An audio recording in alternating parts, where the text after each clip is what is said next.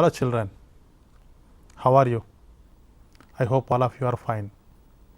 Welcome back to digital class of class 10. Okay, in what kind of house are you living now? Is it a hut or an apartment or a double bedroom house or a storage house? It's a home or house. Do you know the differences between these two terms, home and house? Okay, now we shall try to find the differences between these two terms. Please look at the screen. House. A house is a building.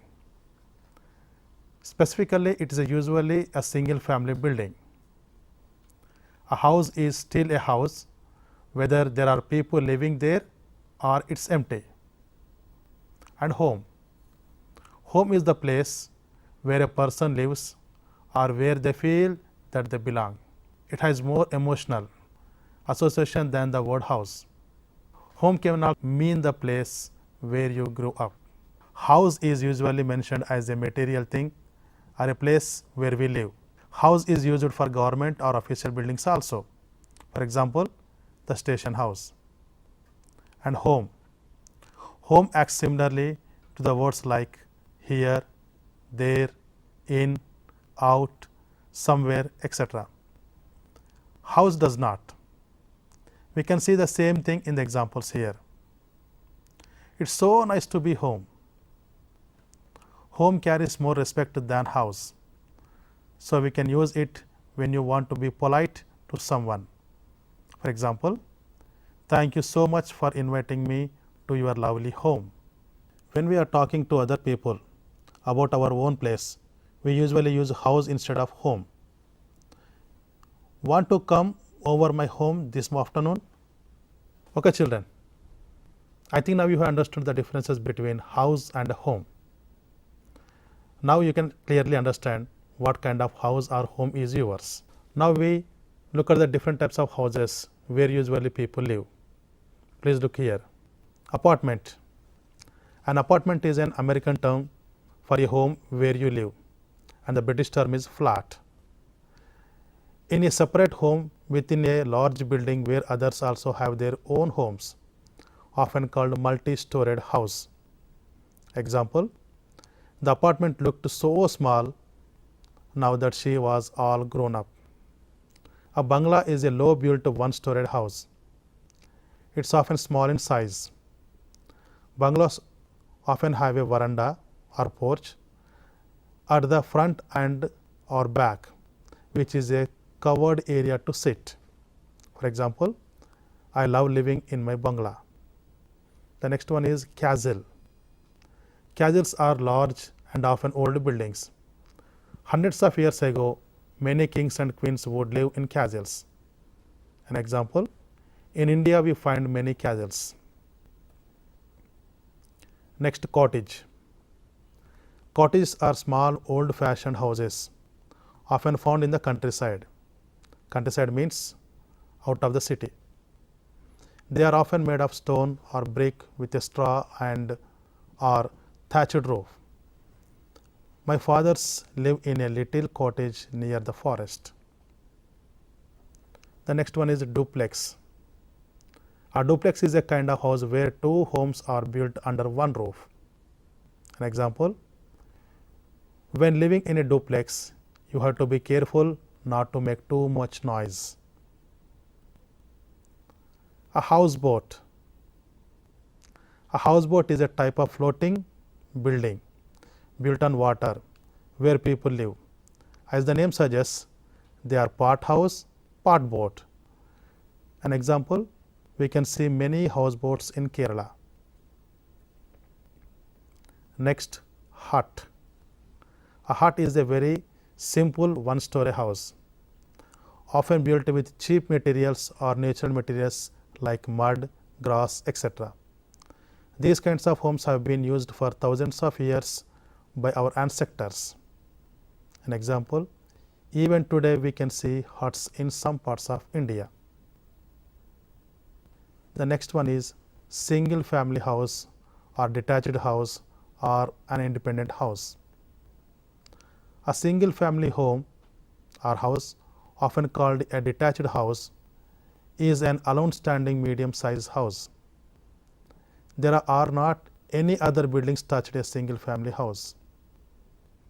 An example, this single family home is perfect for me and my family.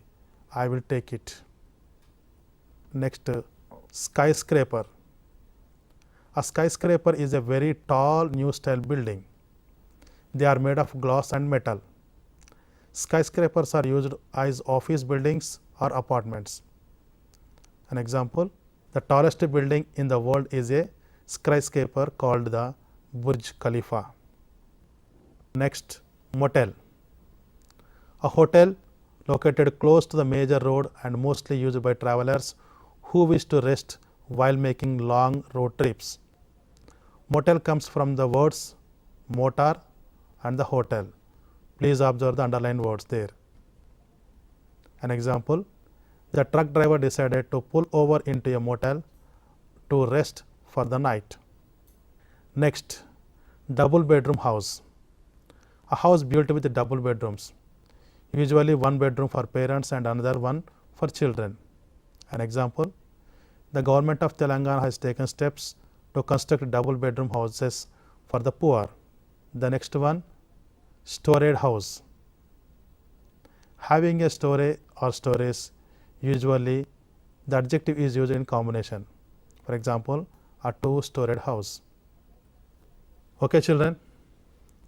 Now you have understood the different types of houses and what kind of house is yours. I think now you understood. Now we discuss the story, the storeyed house, part 1 and part 2 of our class 10 under the theme social issues. But before that, let's try to find the differences between storeyed and storey. Is there any difference between these two terms? Is the difference only in spelling? Now let's look at it. Storey or story. Okay, children, all of you know well that usually we use two types of English, the British English as well as the American English. Now let's look at the British English, how the word is here. A storey, S-T-O-R-E-Y, is any level part of building with a floor that could be used by people for living, work, storage, recreation, etc. The plural form is S-T-O-R-E-Y-S, stories. The adjective form is storeyed, S-T-O-R-E-Y-E-D. An example, a three-storied house. The British call the ground level floor of a building the ground floor. And how the word is uttered or written in American English, let us see. A storey, S-T-O-R-Y, is any level part of building with a floor that could be used by people for living, work, storage, recreation, etc. The plural form is S-T-O-R-I-E-S, stories, and the adjective form is S-T-O-R-I-E-D. Please observe the spellings here. An example, a three-storied house. Americans call the ground level floor of a building the first floor. Okay, children, I think now you have understood the differences between storeyed and storey. Now we discuss the lesson, the storeyed house, part 1 and part 2 under the theme social issues. Then what do we mean by social issues? What are the different social issues in our society today? Please watch this video.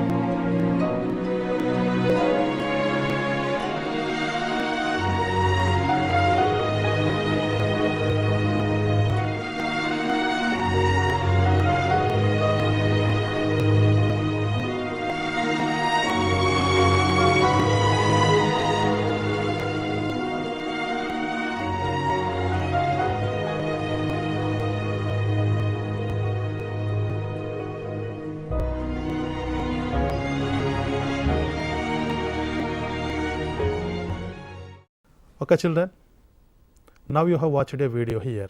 What was the video about? Yes, it's about social issues. There are different social issues in our society. For example, dowry system, bribe, child labor, etc. Besides these social issues, there is one more social issue, that is untouchability. Untouchability, a social evil. Our present lesson, the Storeyed House, part 1 and 2, deals with the social issue untouchability. And the story or the lesson is written by Vaman Govind. Vaman Hoval is a well-known Marathi Dalit writer who has focused on the issues of Dalits in his stories. His stories are marked for the rustic style and terse, means clear-cut dialogues. His major concern has been common men and women, victims of social injustice.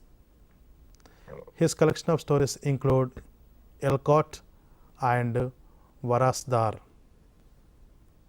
And the present lesson or the story, the Storeyed House part 1 and 2, is written by Vaman Hoval but translated by M.D. Hatkan Galekar. Explores the world of the Dalit experiences, Dalit struggle for equality, their attempt to uphold their dignity in spite of all sufferings. The Storeyed House has contributed much to the dynamics of Dalit emancipation. The story poignantly expresses the rages and pathos of Dalit persona caught in the grim social reality of Indian culture. Okay, children, after going through this lesson or the story, you will be able to understand how casteism is still affecting the life of people in the rural area. Explain the evils of casteism. Find relationship between the people of low caste and high caste. Note how the oppressed family determines to fulfill the father's wish, and see how there is awareness about injustice and will to fight against it. Now let's discuss the story.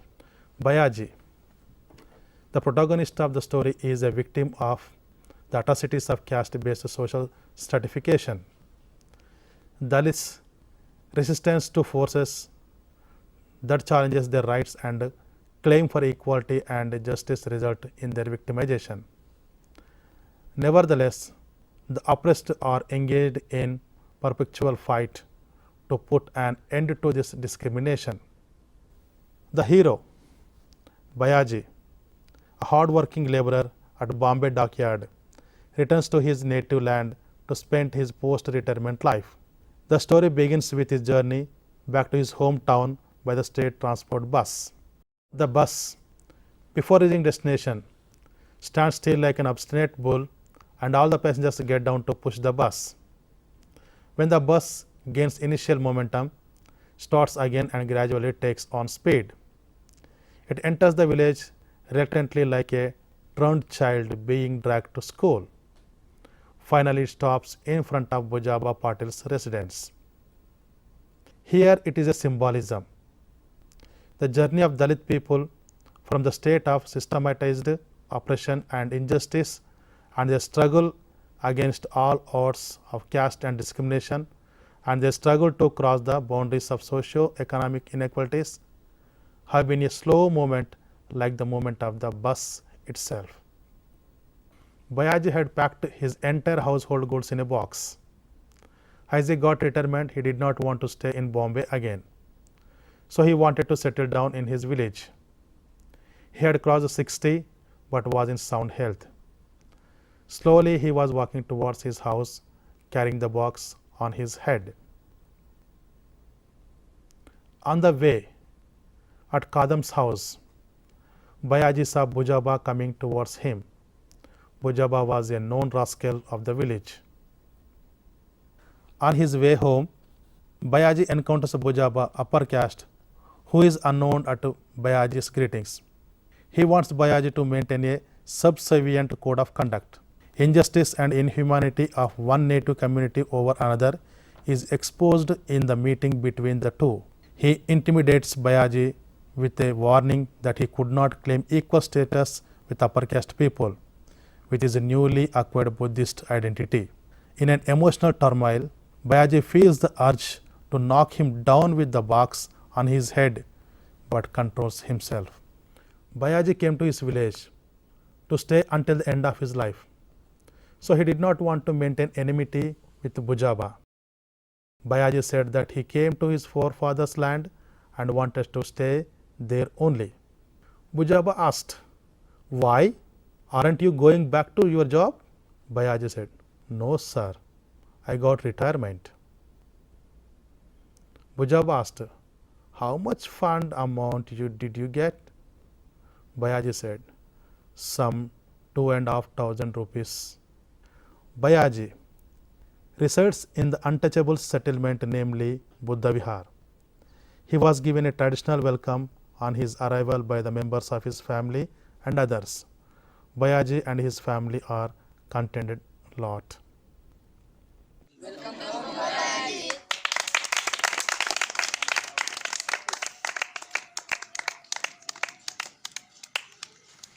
Bayaji's mother was overjoyed on his son's arrival. She came forward, poured some water over the piece of bread in her hand, moved it around Bayaji's face and flung it away as an offering. She ran her palms over his cheeks and pressed her fingers on her temples. All 8 fingers gave out a cracking sound. Bayaji's family was doing well. He had 8 children in all, 6 sons and 2 daughters. The daughters had their own families with children. The elder son looked after the fields. The next 2 sons were in government service. The one after them was school teacher, and the 6th one was still studying. All the family members were eagerly waiting for what their father had got for them from his lifetime earnings. Next day, Bayaji opened the box. It revealed only some parts and pans, nails and photographs. His elder daughter asked him that if he could bring anything for her. He said that he did not bring anything for them. Bayaji and his family are contented lot, but the need to expand their physical space necessitated Bayaji to think of a storeyed house. All were happy with this idea. The plan was finalized and the foundation of the storeyed house was laid on the New Year day. The news of construction of storeyed house of Bayaji was spread over the village. So far there was only one storeyed house belonging to Kondiba Patel. Kondiba could not bear the issue. Kondiba wanted to stop the construction of the house. He thought that an untouchable creature should think of a rival storeyed house was too much, even for others. Others murmured that the untouchables were forgetting their positions. Kondiba threatened Bayaji not to construct a storeyed house. He said that the poor should remain content with their cottage only and should not think of storeyed house. He further advised to construct a small house with 3 convenient portions. Bayaji tried to explain the position to Kondiba, but Kondiba did not listen to him. Finally, Kondiba gave a warning: if Bayaji constructed a house, he would not stay in the village. After being intimidated by upper caste people, he had to rework on his former plan. He went in for a concealed storeyed house. The conventional 3-portioned house was taken up. Work was resumed and the walls rose rapidly. The middle portion was a little elevated and a small first story fixed up there with a wooden flooring. This part could be reached by stairs rising from the kitchen. No one could guess from the outside that there was a first story to the house.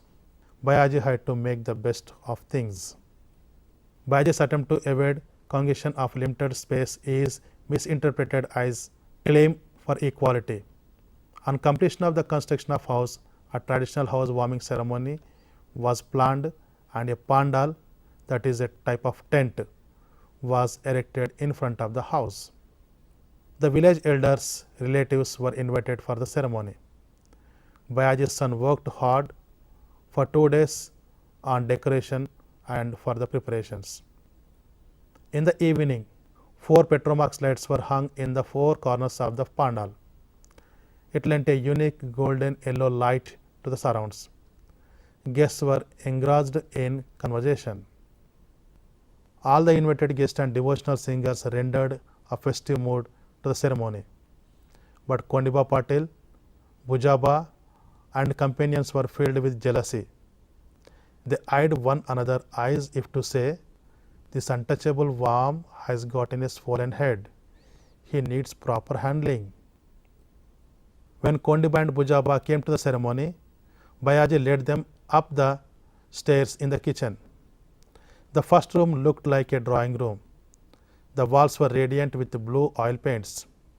Pictures of great men like Lord Buddha, Dr. Baba Saheb Ambedkar, Karmavir Bahu Rao Patil, Mahatma Jyotiba Phule and others hung on the walls.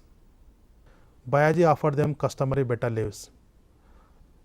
Patil accepted the leaves but immediately gave it back to Bayaji with the remark, "Yes, it's all very nice."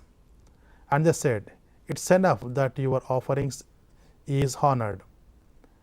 Is it also necessary to eat it?" This shows the superiority over the Mahar caste. When it was 2 o'clock in the morning, the program gathered momentum and the house reverberated with devotional songs on Lord Buddha and Dr. Baba Saheb Ambedkar. The song, "Take to heart the sweet advice of Bhimaraya and bow down to Buddha for the emancipation of the whole world. I fly to the refuge of Lord Buddha.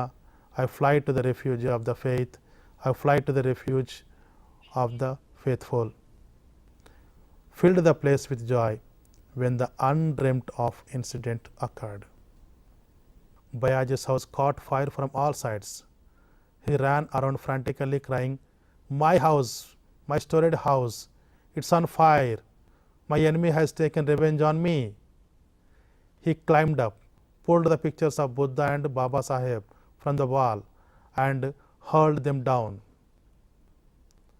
As he was about to come down the stairs, it crumbled down in flames and he could not come out of the burning house. He was trapped in the soaring flames and he wailed, "My house, my house." These words have the effect of mantra denoting Dalit empowerment. And the upper story itself came down with a crash and along with it Bayaji with a resounding thud. People pulled him out. Bayaji was burnt all over. He was still wailing, "My house, my house." He asked for water all the time. By the time his eldest son moved closer, gulped down the sorrow that was surging in his throat and asked, "Nana, what's your last wish?" Bayaji said that he had wanted to build a storied house. With these words, he was quiet and the fire too had calmed down. In the morning, village officers and witnesses visited the place to record the fact of the accident. Bayaji's death was the result of an accident due to a Petromax flare-up, carried in it a kind of ironical strength which iterates the hegemonic attitude of privileged social positions. After the funeral, people returned hanging their heads. All of them were pained at the heart to think that having come to celebrate the housewarming, they had the misfortune to attend the funerals of host. All were sitting in the silent mood in the pandal. When Bayaji's eldest son came out with 3 or 4 buckets, a spade, a pickaxe and a hoe, he outlined a square with the pickaxe and began to dig. The surprised guest asked that what were they doing.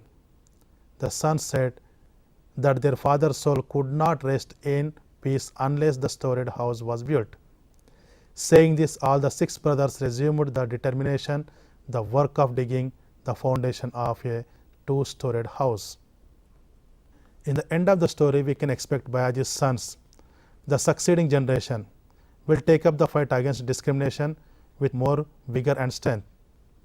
They are ready to build a regular 2-storied house, not one with concealed first floor. The emergence of this new storied house, space for living, will be structured on the concept of all are equal. The storied house is much more genuine in the depiction of Dalit life. It is powerfully representing Dalithood than any other creative writings. Okay, children, I think now you have understood the story. So this is about social issue called untouchability, and we shall meet again in the next class with discourse writing on this topic.